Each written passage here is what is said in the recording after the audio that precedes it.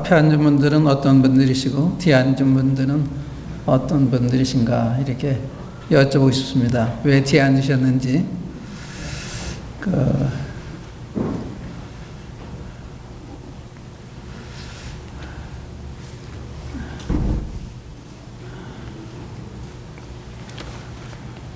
제가 여러 번 주목을 하는데 왜 앞에들 앉기 뒤에들 앉기 좋아하시나. 하나님 말씀에 대한 좀 배우자는 마음이 있어서 그런 건가 없어서 그런 건가 생각해 보시기 바랍니다. 창세기 오늘은 20장부터 공부를 하겠습니다.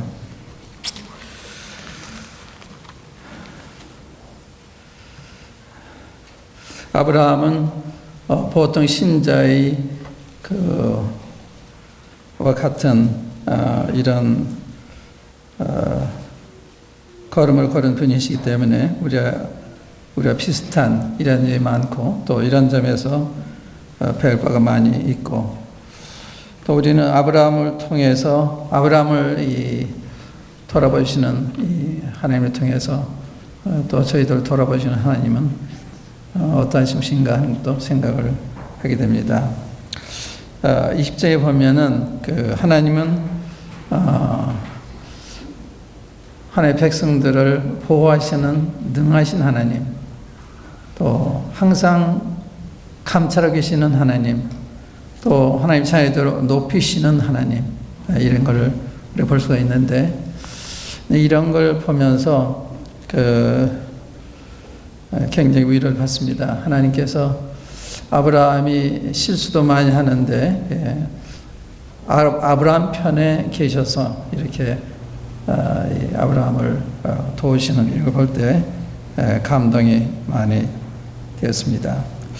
우리 20장 1절부터 7절까지 먼저 읽으면서 되게 본문의 말씀을 읽을 때 하나님이 어떠한 분이신지 또 아브라함이 어떠한 연약한 신앙인이었는지 하는 것도 볼 수가 있습니다.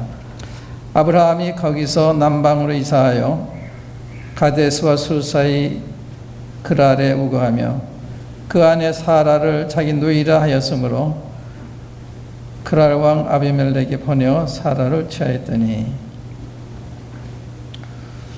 우선 왜 아브라함이 네게부 이렇게 위험한 지역에 가 살았나 하는 질문을 할 수가 있습니다. 여기 네게부는 약속의 땅 남방 변경에 있는 곳입니다. 어째서 이쪽까지 내려오게 됐는지, 또 먼저에도 애굽에 갔다가 이런 위험을 겪고 그런 일을 당했는데 또다시 왜 이곳에 오게 됐는지 하는 건 잘 알 수 없습니다만은 우리 신앙생활에 있어서 우리가 하나님의 자녀들이 있는 곳, 하나님 교회가 있는 곳 이런 데를 찾아가고 또 우리가 이제 롯을 봤을 때 롯이가 산 곳은 타락한 곳이었기 때문에 그것인데 불구하고 롯이 세상을 사랑해서 그것에 간 결과로 많은 시련을 겪는, 어려움을 겪는 것을 볼 수가 있었는데 우리가 이제 거처를 선택할 때도 굉장히 중요하다. 또 우리가 살 도시나 이런 고장을 하는 것도 대단히 중요하다. 그 다음에 이제 아브라함이 또 죽음에 대한 두려움 때문에 자기 아내를 누이라고 이렇게 말을 볼 수가 있는데 아브라함이 아직도 사라에 대한 중요성, 하나님께 사라를 통해서 약속한 자손을 주시기로 했기 때문에 사라를 보호할 이러한 책임이 있고 이 사라를 통해서 나지 아니하면 하나님의 자손이 아니라고 21장에도 말씀하셨는데 사라를 통해 난 자라야 하나님의 자손의 일컬음을 받는다. 그래 이 사라 이렇게 중요한 지금 이제 오늘날로 생각하면 그 아랍 자손들은 이스마엘이 정통이다. 이스마엘이 하나님의 약속의 아들이다 이렇게 얘기해요. 이스마엘도 아브라함의 아들 아니에요. 근데 성경에는 이삭으로 나는 자라야 자손을 부른다. 이 확실한 얘기를 하셨습니다. 그런데 오늘날 이 이슬람교를 믿는 사람들이 많고 또 우리나라에도 이슬람교 들어와서 어떠한 미혹을 하는지 알지 못하는, 그렇기 때문에 하나님을 확실히 안다는 게 굉장히 중요한데 왜 어떤 사람들이 그렇게 그 잘못된 것을 진리라고 해도 받아들이나, 여기에는 저는 우리에게 책임이 있다는 생각을 많이 해요. 예.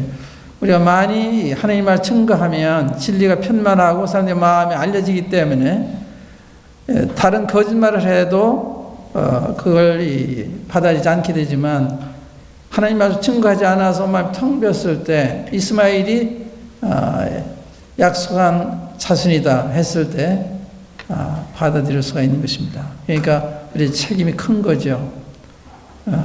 그래서 우리가 이 하나님 말씀을 증거하는 굉장히, 이것은 이 구원에 대한 이 복음도 마찬가지예요. 얼마 전에 제가 아침에 극동방송을 듣는데 그 선한 일을 행한 자는 생명의 부활로, 악한 일을 행한 자는 심판의 부활로 나오리라, 이 말씀을 가지고 어느 목사님이 설교를 하시는데 왔다 갔다 하세요. 왔다 갔다 하시는데 행한다 그러니까 행해야 그 선한 일을 행해야 생명 얻는다. 이렇게 행해야 된다는 것을 중점적으로 얘기하는데 듣는 분들이 아멘 아멘 해요. 그래서 저는 긴장이 됐어요. 아직까지도 이 복음이 확실하게 전파되지 않았구나 하는 생각이 들었어요. 그래서 다시 방송을 해볼까 하는 생각도 제가 해봤는데, 이렇게 우리가 이제 이렇게 이 잘못된 복음이 전파되는 이 시대에 이 복음 확실하게 증거할 사람들이 필요해요. 이건 이제 여러분들이 하셔야 되거든요. 특별히 젊은 우리 형제님들이 이걸 편면하게 전해서 복음 아닌 다른 것들이 이 사람들의 마음을 미혹하지 않도록, 이거 책임이 우리가 있어요. 우리 복음 알고 구원받고 기뻐하는데 여기서 끝나는 게 아니잖아요. 이 복음이 확실하게 복음 이런 거 다른 거 증거할 수 있어야 되는데 그걸 못하니까 비어있는 마음에 다른 것이 진리다 그러면, 다른 것이 복음이다 그러면 그걸 받아들이게 된다고요. 이 아브라함은 사라를 통해서 그 약속의 자녀를 주실 것을 여러 번 말씀하셨어요. 12장서부터 계속 말씀하시는데, 여러 번 말씀하셨는데 그 아내의 중요성, 자기의 중요성뿐만 아니라 아내 사라의 중요성을 잘 몰랐던 것 같아요. 자꾸 위험에 노출하고 또 쉽게 누이라고 그러고 자기 목숨을 다해서라도 지켜야 되겠다는 생각까지는 못했던 것이 아닌가, 이런 생각이 들어요. 그래서 쉽게 누이라고 그랬는데, 근데 하나님이 보호하세요. 왜냐하면 만약에 그 아비멜렉이 이 살을 취해서 아기를 낳았다면 누가 정통이냐, 이게 참 어려울 거예요. 이 아비멜렉 통해서 난 아이가 이게 진짜 자손인지 알 수가 없는 거예요. 그래서 하나님께서 당신의 뜻을 이루시기 위해서 당신의 뜻이 담겨져 있는 이 사람들을 보호하시는 이런 장면, 놀랍습니다. 그렇게 했는데 이제 3절에 보시면, 그 밤에 하나님이 아비멜렉에게 현명하시고 그에게 이르시되 내가 취한 이 여인을 인하여 내가 죽으리니 그가 남의 아내임이니라. 이렇게 안 하셨다면 어떻게 됐겠어요? 그러니까 결국 우리 사람은 연약한 거죠. 우리가 믿음이 있다고 해도 연약한 거예요. 아브라함이 이렇게 했다고 우리가 얘기를 하지만 우리 자신도 이 비슷한 그 위기에 처했을 때 우리들이 타협할 수 있는 사람일 수가 있는 거거든요. 그런데 하나님께서 이러한 위험 속에서도 당신의 뜻을 꾸준히 이루어 가시는, 이게 놀라운 거예요. 애굽에 갔을 때도 하나님이 사라를 보호하신 거예요. 보호하지 않으셨으면 큰일 나는 거죠. 아브라함 보호해야 되는데 아브라함이 그걸 못하잖아요. 사람 한계가 있습니다. 이게 보호하시는 이 장면, 근데 이러한 것은 우리 사도행전 읽어도 어떻게 사도 바울이 복음을 전하러 다닐 때 얼마나 많은 위기를 당해요. 근데 하나님이 극적으로 보호하시고 건져내시고 그러잖아요. 어떤 때는 이 바울을 죽이지 않으면 난 음식도 먹지 않겠다 이렇게 결심한 이 결사대들이 죽이는데 하나님 이루지 못하도록 이렇게 하는 걸 볼 수가 있잖아요. 또 다윗이 사울에게 쫓길 때 얼마나 많은 경우에 꼭 잡힐 만한 이런 상황인데도 하나님께서 보호하세요. 그래서 하나님은 여러분처럼 보호하시는 하나님 참 좋잖아요. 우리 지키신 하나님. 우리 얼마 전에 읽은 시편 120편에 보면 이스라엘을 지키시는 하나님은 졸지도 않고 주무시지도 않는다. 지금부터 영원토록 우리 지키신다. 얼마나 좋아요. 그런 말씀 읽고 묵상하시고 그러면 믿음이 이렇게 생기는 거예요. 여기 이제 사라를 지키시는 이 하나님, 놀라운 하나님. 여기 무섭게 하나님께서 경멸하시죠. 내가 취한 이 여인은 내가 죽으리니 그가 남의 아내임이니라. 실제로 보면 이제 그 사람의 아내로 돌려보내라. 그는 선지자다. 그가 너를 위하여 기도하리니 네가 살려니와 내가 돌려보내지 않으면 너와 내게 속한 자가 다 정령 죽을 줄 알지니라. 이런 경고에 두려워하지 않은 사람이 어디 있겠어요? 하나님은 우리를 지키시기에 능하신 분이시다. 주님 다 감찰하고 계시다는 볼 수가 있잖아요. 이 사라가 당한 이거 다 감찰하고 계시다가 나타나게 하신 거거든요. 그러니까 이 하나님의 자녀들의 이 발걸음을 지키시는 밤낮으로 지키시는 이런 하나님이 틀림이 없는 거예요. 이런 분이 하나님 아버지시거든요. 뿐만 아니라 그는 선지자라 이렇게 얘기해서 선지자라. 주님은 당신이 종이었지 그렇습니까? 이렇게 항의받을 만한 부끄러운 종인데도 그는 선지자라. 너 위해서 기도할 거다. 당시 종을 높이시는 놀라운 장면이죠. 하나님 우리를 자기의 형제라 보기를 부끄러워하지 아니하신다. 이런 말 없어요. 형제를 부끄러워하지 아니하신다. 하나님 마음을 잘 헤아리지 못하는 점이 많이 있잖아요. 하나님이 우리가 부족해도 실수가 많아도 우리를 자녀라 부르기를 부끄러워하지 아니하시는. 히브리서 11장에 그런 말씀이 나오고 히브리서 2장에 그런 말씀이 부끄러워하지 않는다. 저희 하나님의 부르심을 부끄러워하지 않는다.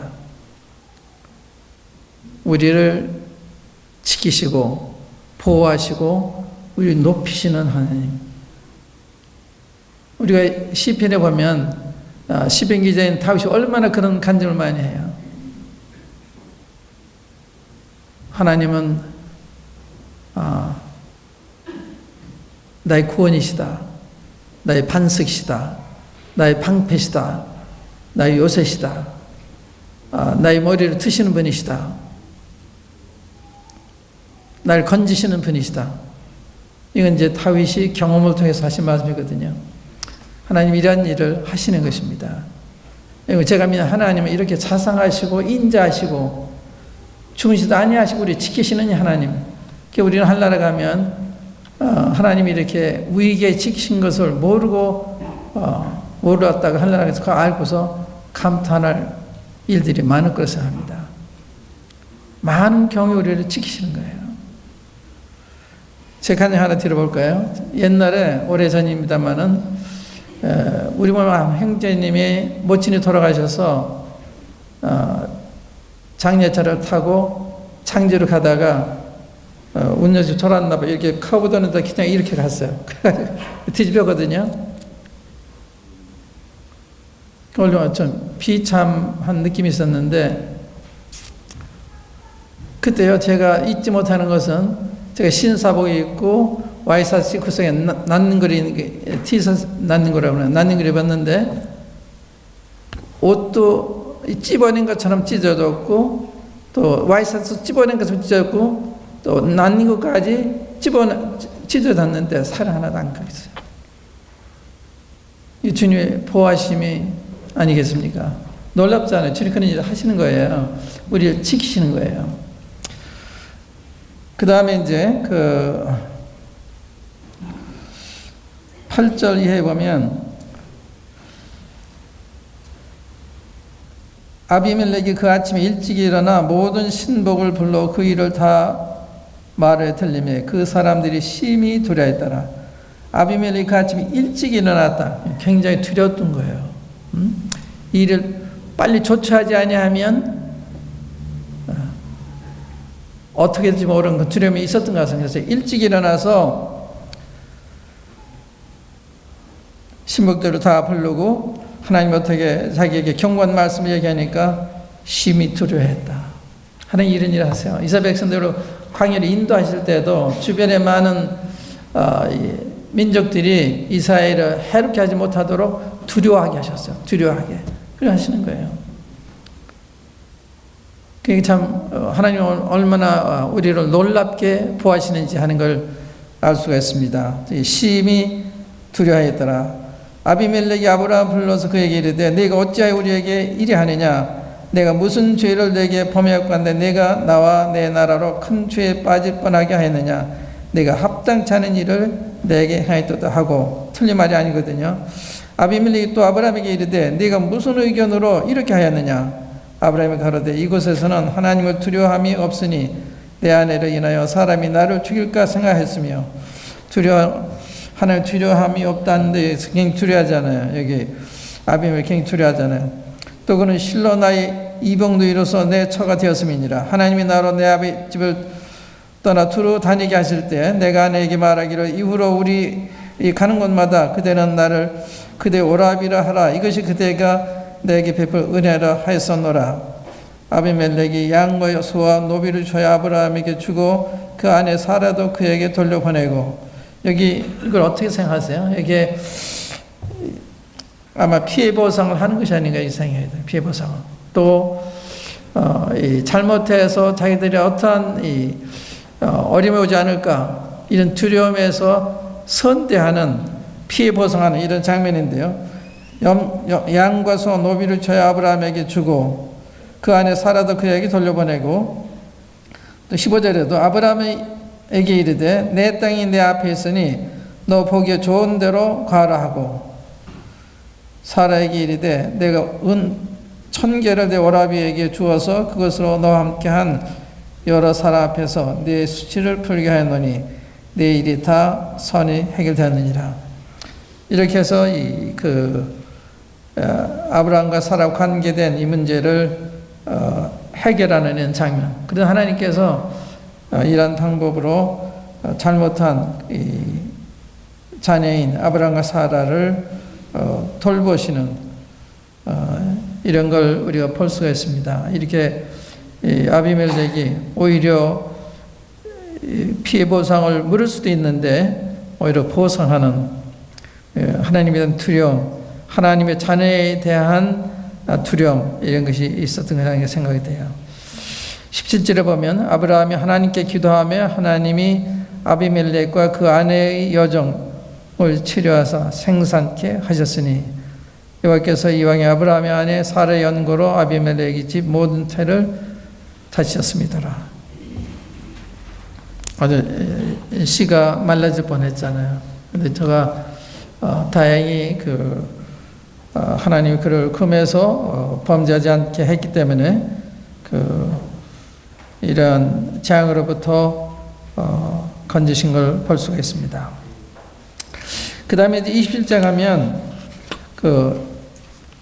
이삭이 출생하는 장면인데 몇 절 읽겠습니다. 여호와께서 그 말씀대로 사라를 권고했다면 돌보셨고 여호와께서 그 말씀대로 사라에게 행하셨으므로 사라가 잉태하고 하나님 말씀하신 기한에 이처 늙은 아브라함에게 아들을 낳으니 아브라함이 그 낳은 아들 곧 사라가 자기에게 낳은 아들을 이름하여 이삭이라 하였고 그 아들 이삭이 난 지 8일 만에 그가 하나님의 명대로 할례를 행하였더라. 아브라함이 그 아들 이삭을 낳을 때 100세라. 사라가 가로되 하나님이 나를 웃게 하시니 듣는 자가 다 나와 함께 웃으리로다.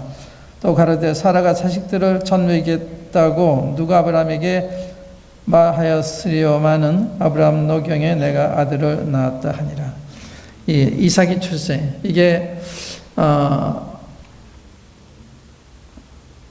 이 하란을 떠날 때 75세라고 그랬잖아요. 그러니까 백성 25년 만에, 그러니까 갈 때 우리를 떠날 때부터 계산하면 상당히 오랜 기간이죠. 이 기간 동안에 아브라함이 많이 흔들렸잖아요, 이렇게. 근데 하나님은 당신의 약속을, 당신의 계획을 많은 우연과 우위가 있었지만 이렇게 이루시는, 말씀하신 대로 여러 번 12장, 13장, 14장 여러 번 얘기 나오죠. 17장, 18장 쭉 나오잖아요. 그런 약속, 그 약속을 이루신 거예요. 아브라함이 100세 됐을 때, 사라가 90세 됐을 때 하나님이 일부러 그렇게 하신 거예요.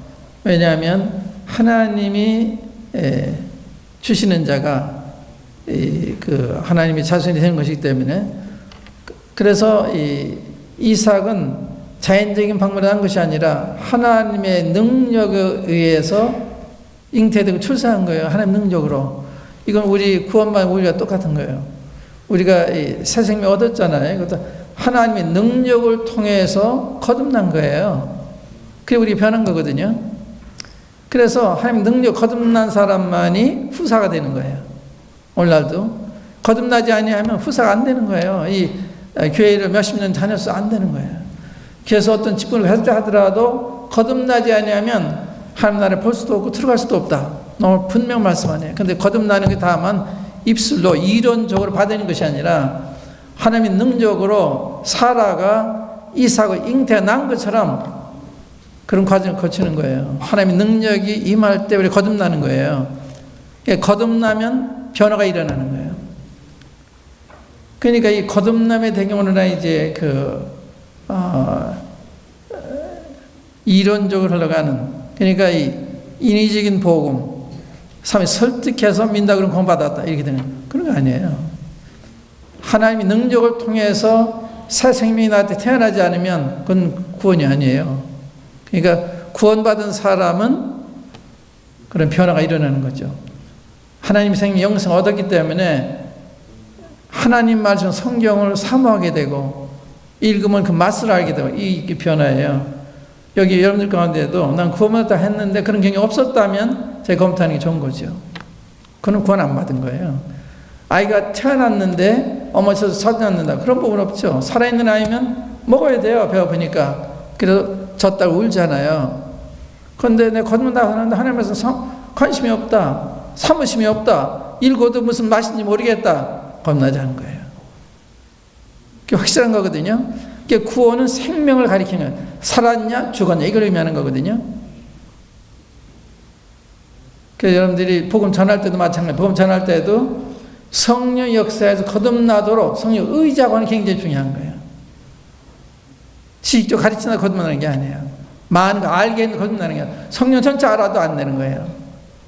얼마나 이 신학 공부를 하면 얼마나 성경을 잘 알겠어요. 그게 아니거든요. 그러니까 성령의 능력을 통해서 거듭나지 아니하면 하나님의 자녀가 아니에요. 그리스도인이 아니에요.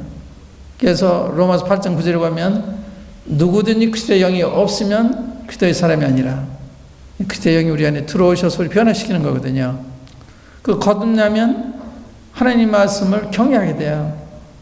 그래 변하는 거예요. 경외 순종하게 되니까 내 아내를 이렇게 사랑해라, 내 남편 이렇게 순종해라, 그런 말씀을 경외하는 말을 받아들이게 되는 거예요. 거듭난 사람은. 제가 중국에 가서 수행할 때 중국에서는 여자들이 굉장히 강해요. 여자들이 더 세고 남자들이 쩔쩔매는. 근데 그 참이들한테 아내들은 남편이 복종해야 된다 이 한 다음에 물어보니까요, 말씀에게 순종해야죠. 참이들한테 얘기하는 건 순종해야죠. 근데 거듭난 하나님께서 가르쳐줘도 딴 얘기하는 건 문제가 있는 거예요. 거듭내 문제가 있든지 거듭났는데 하나님 앞에 있지 않든지 하나님 말씀 듣고서 어떻게 순종을 안 해요? 근데 하나님 말씀 듣고서 이랬다 저랬다 어떤 말씀은 받아들여 어떤 말은 안 받아들여 그런 거 아니에요. 하나님 모든 말씀 하나님의 말씀이기 때문에 두려워해야 되는 거예요. 경외해야 되는 거예요. 그 말 순종을 보게 되는 걸 알아야 되는데 우리 신앙생활 할 때 자기 식대로 하는 사람들이 많아요. 자기 식대로. 하나님 말씀을 따라 하는 게 아니에요. 자기 식대로. 여기 하나님께서 하나님 능력으로 이삭이 잉태되게 하시고 태어나셨다. 이게 놀라운 거예요. 하나님 약속은 반드시 이루어지는 것입니다. 하나님의 약속을 아무도 깨뜨릴 수가 없어요. 방해할 수가 없습니다. 막을 수가 없어요. 하나님이 약속하실 때요, 자기보다 더 큰 이가 없으므로 하나님이 자기로 더불어 맹세하셨다고 그랬어요. 하나님 약속만 하셔도 되는데 맹세까지 하셔서 이중 보증하셨어요. 그래서 이 두 가지 변치 못할 사실에 인해서 앞에 있는 소망을 얻으러 가는 우리로 큰 안위를 얻게 하셨다. 그래서 우리가 안위를 누릴 수가 있는 거예요. 하나님이 약속을 변치 않으시니까. 또 약속을 맹세로 보증하시기 때문에 우리에 대한 하나님의 약속은 변치 않는 거예요. 내가 너희 영생을 영원히 멸망치 않다면 영원히 멸망치 않은 거예요. 멸망치 않으려고 또 멸망한다? 그런 건 아니죠. 그러니까 하나님을 확실하게 알면 흔들리지 않는 거예요. 그런데 대강 알고서 흔들리는 거예요. 대강 알고 있으면. 이 말씀 잘 보시고 들으신 다음에도 이것이 그런 건 날마다 상고해봐서 받아들이는 이런 게 되면 흔들림이 없죠. 근데 대강 듣고 잊어버리는 거예요. 이렇게 공부하시면 가서 다시 찾아보세요. 재확인하시면 여러분의 믿음이 되는 거예요. 이제 사라가 그 말씀대로 사라에게 하셔서 이삭이 출생을 했습니다. 그런데 여기 이제 사라가 6절에 보면 사라가 가로되 하나님의 나로 웃게 하시니 듣는 자가 다 나와 함께 웃으리로다. 아주 재미있는 장면이죠. 하나님이 우리 기도를 들으실 때 그때 우리가 큰 격려를 받고 위로를 받고 힘이 생기잖아요. 똑같은 거예요. 그렇게 의심하고 의심했지만 마침내 그 약속이 이루어졌을 때 사라가 얼마나 놀랬고 아브라함 얼마나 놀랬겠어요. 그 믿음이 이삭을 바치는 데까지 가잖아요. 그래서 이 믿음은 경험을 통해서 자라가는 거예요. 경험을 통해서. 이런 걸 경험했기 때문에 아브라함이 이삭을 드리려 했을 때 서슴지 않고 믿음을 들 수가 있었던 거예요. 다윗이 블레셋 누구예요? 그 골리앗이 이렇게 거인이 나타나서 나 싸울서 내버려 그럴 때 사왕으로부터 모든 군사 이리가 다 벌벌 떠는데 소년 다윗이 내가 나가겠다 그러잖아요. 왜 그래요? 믿음이 있으니까. 믿음이 굉장히 중요한 거예요. 신앙의 첫 번째 중요한 건 믿음이에요. 믿음. 믿음이 우리 달라지게 만든 거예요. 이 세상과 더불어 살지 않게 만든 거예요. 믿음이 중요하거든요. 이론만 가지면 안 돼요. 지식만 가지면 안 돼요. 믿음이 있어야 되는 거예요. 여러분, 이 지식이 너무 많아요. 이게 거품이에요. 믿음은 살아있는 거거든요.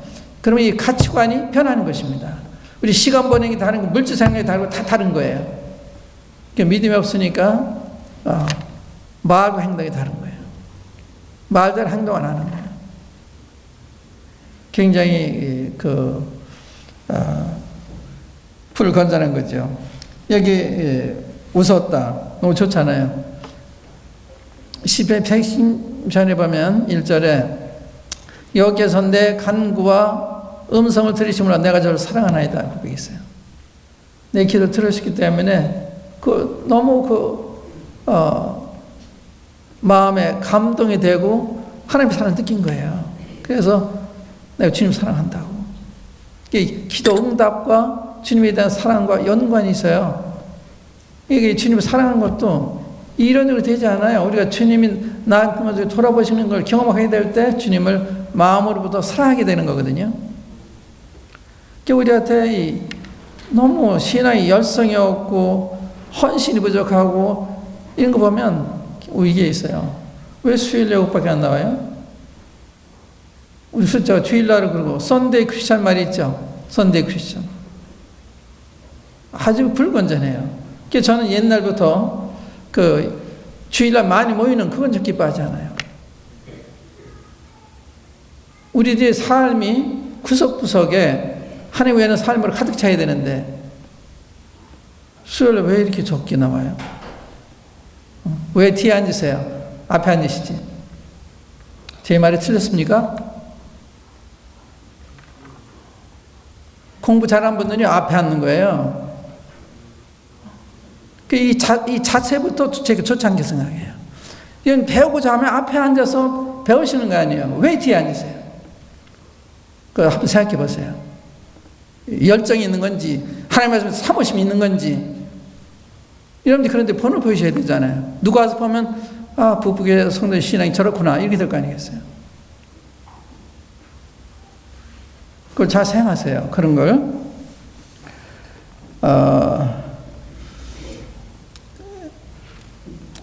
하나님이 나를 웃게 하셨다. 참 하나님 자비하시죠. 이렇게 불신하고 또 이 자기 남편을 잠을 걷는 거에서 부끄러움 당하게 했습니다만은 하나님 그걸 넘으셔서 살의 약속대로 그 상속자를 주셔서 그를 웃게 하셨다. 듣는 자가 다 나와 함께 웃으리로다. 이렇게 주님이 역사하신 걸 보면 주위 사람들한테도 좋은 감동이 되는 것입니다. 근데 실제로 보면 또 가로되 사라가 자식들을 전 먹이겠다고 누가 아브라함에게 말하였으리오마는 놀란 거죠.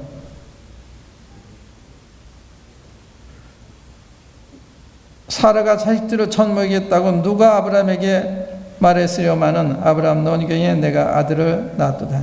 이 기적이죠. 이 아브라함 100세, 90세 알 낳았으니 기적이죠. 그래서 우리의 삶에 이런 기적이 있는 거예요. 기적.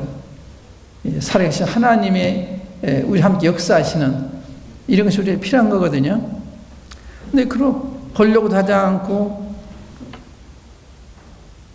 여러분들이 성경 보실 때 이게 굉장히 중요한 것입니다. 그래서 그 하나님은 그 다니엘의 하나님, 엘리의 하나님,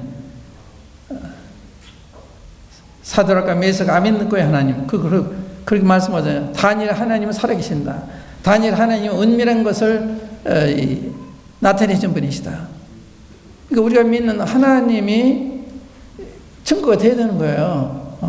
박준영의 하나님, 이렇게 돼야 되는 거거든요. 그게 없으면 안 되는 거예요. 하나님이 날 통해 역사할 때 저 형제님과 역사는 하나님이 정말 살아계시는구나. 좀 하나님 저 형제 자매님과 함께 하시는 이렇게 되는 거거든요. 이게 놀라운 간증입니다. 사라가 자식들을 전무하겠다고 누가 아브라함에게 말했어요. 기대할 수 없는 일인데 이루어진 거예요. 이게 하나님의 나타나심이거든요. 그 다음에 이제 8절에 해보면 그 아브라함의 불순종의 결과로 이삭과 이스마엘 사이에 갈등이 생기잖아요. 8절에 보면 아이가 사람의 젖을 떼고 이삭의 젖을 떼는 날에 아브라함이 대연을 배설하였더라. 사라가 본즉 아브라함이 아들 애굽 여인 하갈의 소생이 이삭을 희롱하는지라. 굉장히 의미를 가진 말씀입니다. 아브라함의 아들 애굽 여인 하갈의 소생이 이삭을 희롱하는지라. 그가 아브라함에게 이르되 이 여종과 그 아들을 내어 쫓으라. 이 종의 아들은 내 아들 이삭과 함께 기업을 얻지 못하리라 하매 아브라함이 그 아들을 위하여 그 일에 깊이 근심이 되더니 하나님이 아브라함에게 이르시되 내 아이나 내 여종을 위하여 근심치 말고 사라가 내게 이른 말을 다 들으라. 이삭에게서 나는 자라야 내 씨라 칭할 것임이니라. 이 중요한 말씀입니다. 이삭으로 나는 자라야 내 씨라 칭할 이게 후사란 말이에요. 그러니까 이스마엘이 후사가 아니라고요. 그런데 이 이스람교에서 이스마엘이 후사라고 가르쳐요. 신문에 나오고 그걸 가르쳐요. 근데 우리가 잠잠하고 있으니까 세상 사람들이 그 말을 듣는 거예요. 그게 우리 책임이 큰 거예요. 이 성령을 가지고 이삭이 그 하나님의 주신 후사다, 이걸 증명할 수 있어야 되는 거거든요. 이게 보통 얘기가 보통 얘기가 아닙니다. 지금 아랍 인구가 지금 10억이 넘어요. 3억 돼요. 세계 인구의 4분의 1 정도가 이슬람교 신자들입니다. 우리나라에 점령해서 점점 영이 커가고 있어요. 대책이 없어요. 여기도 염려하는 사람도 없어요. 어떻게 할 거예요? 여기에 대책이 필요하거든요. 그 여러분들 이런 이야기 들으면 그럼 우리가 어떻게 했습니까? 대책을 세워봅시다. 이런 사람이 있어야 되는 거예요. 그런 사람도 없거든요. 그렇지 않아요. 좀 전쟁이 났는데 대처를 해야 되잖아요.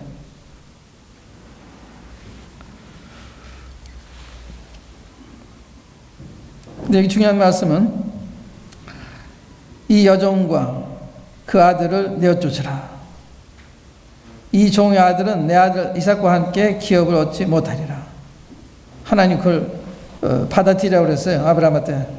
사라가 내게 이런 말을 다 들으라. 이삭에게서 나는 자라야 내 씨라 칭할 것임이니라. 그러나 여종의 아들도 여기 그만 있고요. 그 다음에 여기 이걸 갈라디아서 5장에 보면 바울 형님이, 바울 사도가 여기서 인용하셨습니다. 갈라디아서 5장 한번 열어보세요. 이게 중요한 말씀이에요. 어떤 사람이 후사냐, 어떤 사람이 자녀냐, 어떤 사람이 하늘에 갈 사람이냐, 성령으로 난 사람, 성령 거듭난 사람, 이게 그거예요. 갈라디아서 5장을 보시면 갈라디아서 4장이겠습니다. 5장이 아니라 4장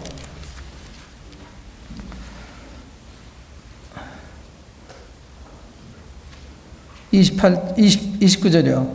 그러나 그때 육체를 따라 난 자가 성령을 따라 난 자를 핍박한 것 같이 이제도 그러하도다.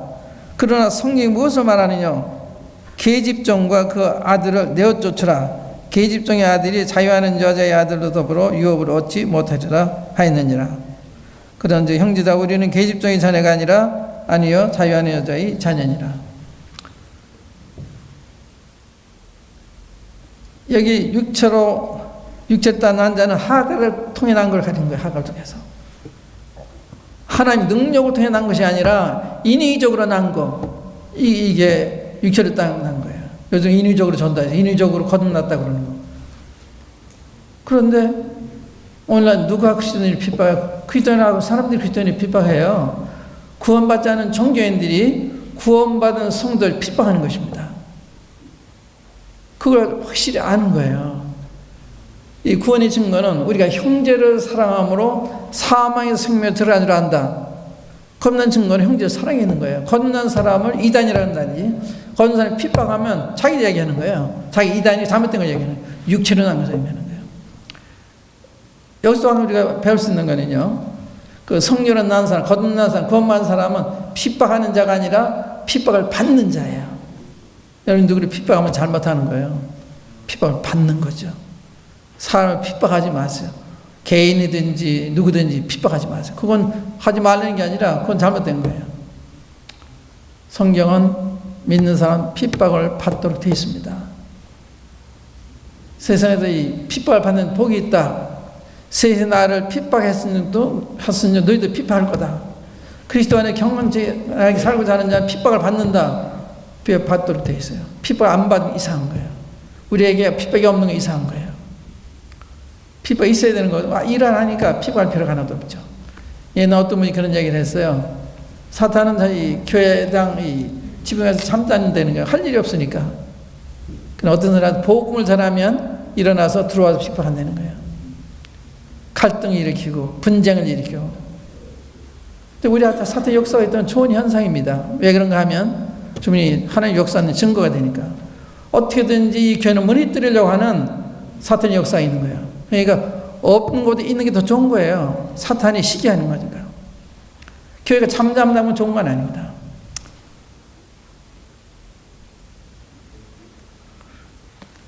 그래서 여기 육체로 떠난 자, 성로 떠난 자, 이걸 잘 하세요. 그래서 육체를 통해서 전도해서 육체로 구원받은 사람을 얻지 마세요. 인위적으로 머리로 하나님의 능력에 개입해서 거듭나도록, 그게 진짜거든요. 전도를 그렇게 하셔야 되는 거예요. 그 다음에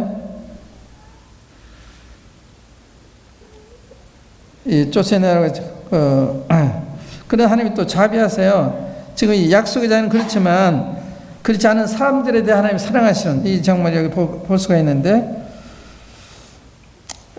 13절 이해 보면 그러나 여종의 아들도 내시니 내가 그러한 민족을 이루게 하리라 하신지라. 아브라함이 아침에 일찍 일어나 떡과 물 한 가죽 부대를 취하여 하갈이 어깨에 메어주고 그 자식을 이끌고 가게 하며 하갈이 나가서 브엘세바 들여서 방하더니, 이거 아브라함 얼마나 마음이 아팠겠어요. 자기 아들인데 이 아들을 내가 쫓아야 되는 입장이 되니까, 그러나 내가 쫓아야 되는 거예요. 그러나 하나님이 그에게도 그 은혜를 베푸셔서 내가 그러한 민족을 이루게 하겠다. 또 이들이 나가서 방황할 때 방황하는 중에 가지고 난 물이 다 떨어졌어요. 그래서 다 죽어가고 있을 때 16절에 보면 자식이 죽는 것을 참아보지 못하겠다 하고 살 한 바탕쯤 가서 마주 앉아 바라보며 방성대곡하니 하나님이 그 아이의 소리를 들으심으로 하나님의 사자가 하늘에서부터 하갈을 불러 가라사대 하갈아 무슨 일이냐 두려워 말라 하나님이 저기 있는 아이의 소리를 들으셨나니 일어나 아이를 일으켜 내 손으로 붙들라 그러 큰 민족을 이루게 하리라 하시니라. 그래서 우리가 이 아랍 사람들, 이슬람교 신자들, 이슬람교는 그건 종교를 말하는 겁니다. 그런데 무슬림 하면 그건 기독교인 하는 것처럼 이슬람교 신자들을 부르는 일이에요. 무슬림 하면 기독교인 하는 거 똑같은 거예요. 그러니까 이슬람은 반대하되 무슬림 반대만 안 되는 거죠. 사랑해야 되는 거예요. 주님이 사랑하는 사람들이고 저도 구원받기 원하는 사람들이니까 그 잘못된 제도는 비판하고 잘못된 걸 드러내야 되지만, 그러나 무슬림들 거기에 몰라서 가고 있는 사람들 불쌍히는 마음으로 기도해야 되고 전도해야 되고 그래야 돼요. 주님이 그렇게 하시는 거예요. 여기 불쌍히 계시잖아요. 주님은 참 자비하신 분이시죠. 또 19절에 보시면 하나님이 하갈의 눈을 밝히심에 샘물을 보고 가서 가죽 부대에 물을 채워다가 그 아이에게 마셨더라. 하나님이 그 아이와 함께 계심에, 놀랍죠. 이스마엘과 함께 계시다는 말씀이에요. 그가 장성하여 광야에 가하며 활 쏘는 자가 되었더니 그가 바람 광야에 가할 때 그 어미가 그를 위하여 애굽 땅 여인을 취하여 아내를 삼게 하였더라. 이게 이제 아랍 자손이거든요. 이스마엘 통해서 나간, 에서를 통해서 나간, 이게 전부 아랍 자손이에요. 아랍 이슬람 교인들이거든요. 아브라함의 이 실수가, 불신의 행동이 이제 이런 걸 가져온 거죠. 이제 이 이슬람 종교는 반대하되 거기에 빠져 있는 사람들은 불쌍히 여겨야 된다 이거죠. 그래서 우리가 그 사람들 위해서는 안 된다고 생각합니다. 그 다음에 이제 22절부터 보면 때 아비멜렉과 군대 장관 비골이 아브라함에게 말하여 가로되 네가 무슨 일을 하든지 하나님이 너와 함께 계시다. 이 아브라함을 주목한 그 아비멜렉과 이 군대 장관 비골이 네가 무슨 일을 하든지 하나님 너와 함께 계시다. 이거 본 거예요. 하나님 함께 하시는 걸. 우리도 이렇게 사람들 볼 때 하나님 함께 하신 걸 보는 경우가 있습니다.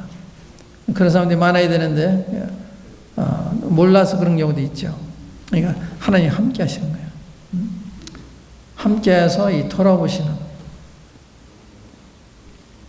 그래서 이 아비멜렉과 이 비골이 아브라함 보고서 네가 무슨 일을 하나님 함께 하신다. 그래서 아브라함과 어떤 이 갈등 관계, 불화 가운데 있는 것보다는 잘 지내는 게 좋겠다 이런 생각을 한 것 같습니다. 그래서 얘기를 합니다. 그런즉 너는 나와 내 아들과 내 자손에게 거짓되이 행치 않기를 이제 여기서 하나님을 가리켜 내게 맹세하라. 내가 내게 후대한 대로 너도 나와 너희 머무는 이 땅에 행할 것이니라. 아브라함이 가로되 내가 맹세하리라 하고. 그러니까 그랄 왕과 이 군대 장관이 아브라함한테 좀 잘 지내자 이렇게 약조해 달라고 그런 거예요. 그러니까 아브라함이 맹세하겠다고 했어요. 근데 아비멜렉이 종들이 아브라함이 우물을 늑탈한 일에 대하여 아브라함이 아비멜렉을 책망하며 아비멜렉이 가로되 누가 그리하였는지 내가 알지 못하노라. 너도 내게 구하지 아니하였고 나도 듣지 못하였더니 오늘에 들었노라. 아브라함이 양과 소를 취하여 아비멜렉에게 주고 두 사람이 서로 언약을 세우니라. 아브라함이 7 암양 새끼를 따로 놓으니 아비멜렉이 아브라함에게 이르되 7 암양 새끼를 따로 놓으면 어찌미뇨. 아브라함이 가로되 너는 내 손에서 이 암양 새끼 7을 받아 내가 이 우물 판 증거를 삼으라 하고 두 사람이 거기서 서로 맹세했으므로 그것을 부엘세바라 이름하였더라. 그뒤 부엘세바에서 언약을 세우며 아비멜렉과 그 군대 장관 비걸은 따라 블레셋 족속의 땅으로 돌아갔고 아브라함은 부엘세바에 에슬나무를 심고 거기서 영생하시는 하나님 여호와 이름을 불렀으며 그가 블레셋 족속의 땅에서 여러 날을 지냈더라. 여기 거래하는 흥정하는 장면인데 이 아비멜렉이 흥정을 하면서 아브라함이 그냥 지내고 원치 않고 구체적으로 나중에 딴소리 안 하도록 이 우물이 우리가 판 우물이다. 이 우물에 대한 소유권을 확실히 하기를 원한 거예요. 그래서 이 암양을 줌으로써 이 우물판 증거를 삼으라고 이렇게 이 아비멜렉한테 아브라함이 이야기하는 걸 볼 수가 있어요. 그러니까 무슨 일을 할 때 거저 준다고 좋은 게 아니에요. 어떤 때는 믿지 않는 사람이 우리가 내 와서 이런 데 건축하는데 내가 얼마 대줄 테니까 하라고 거절해야 되는 거예요. 발언권이 생겨 그러면 그럼 안 되는 거거든요. 그래서 이 에스라서에도 보면은 이 원주민들이 우리도 함께 성령 건축에 참여했다니까 우리가 너희들 안 된다 우리끼리 하겠다 그러잖아요. 그래서 이런 일에 있어서 믿지 않는 사람이 우리 좀 더 할 때 조심해야 되는 거예요. 그분들이 아무 조건 없이 하나님 들으시고 들었다면 괜찮은데 어떤 자기를 밝히지 않고 그러나 밝히고서 준다 그럴 때는 나중에 교회에 대해서 얘기를 하게 되는 거예요. 좋은 거 아닌 거거든요. 그런 장면이 이제 다음에도 또 나오는데 아브라함이 이 우물 소유권을 확실하게 하기 위해서 이렇게 암양을 주는 이런 장면을 볼 수가 있습니다. 그래 신앙에 있어서도 우리가 이 거래를 확실하게 하는 믿지 않는 자와 관계라든지 이렇게 확실히 해야 되는 우리가 이제 23장에 보면은 막벨의 굴을 살 때 아브라함이 돈을 꼭 주고 사잖아요. 그냥 거저가지라 그래 안 하잖아요. 왜냐면 소유권 문제가 있기 때문에 이거는 이제 하나님 약속의 땅의 일부를 지금 차지하는 거거든요. 이 하나님 주신 땅이지만 현재 주님이 안 주시기 때문에 가서 사야 됐는데 안 사면은 나중에 문제시하면 후대 와가지고 아들 혹은 손자대 와가지고 문제시할 수 있어요. 이런 일이 있습니다. 이렇게 예배당을 졌는데 이거를 개인명으로 했을 때 본인을 믿고 그렇게 했는데 그 자손들이 안 믿었을 경우에 나중에 소유권 주장할 수가 있어요. 그런 일이 실제 있었습니다. 그러니까 이제 그런 경우에는 미리 공적으로 위원회를 만들어서 공동회의를 한다든지 이렇게 해서 개인이 그런 시험 받지 않도록 하는 게 잘하는 거죠. 그러니까 이런 게 굉장히 중요한 거예요. 선교사들 나가서 헌금을 가지고 땅 사고 뭐 하잖아요. 자기 이름만 만드는 거예요. 현지인들의 우연화를 해야 되는 거거든요.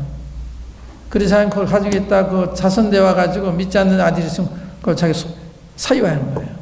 저 아들로 범죄하게 하는 거거든요. 그래서 이런 것을 확실하게 공금은 공적으로 처리하는 게 굉장히 중요한 거예요. 아브라함이 이제 소유권을 위해서 확실하게 정가를 지불하는 그 소유하는 이런 장면입니다. 시간이 다 갔네요. 오늘 이게 23장까지 하려고 했는데 그렇게 됐습니다. 1시간 더 해야 될 것 같습니다. 지금 끝나야 되겠죠. 한번 기도하십시다.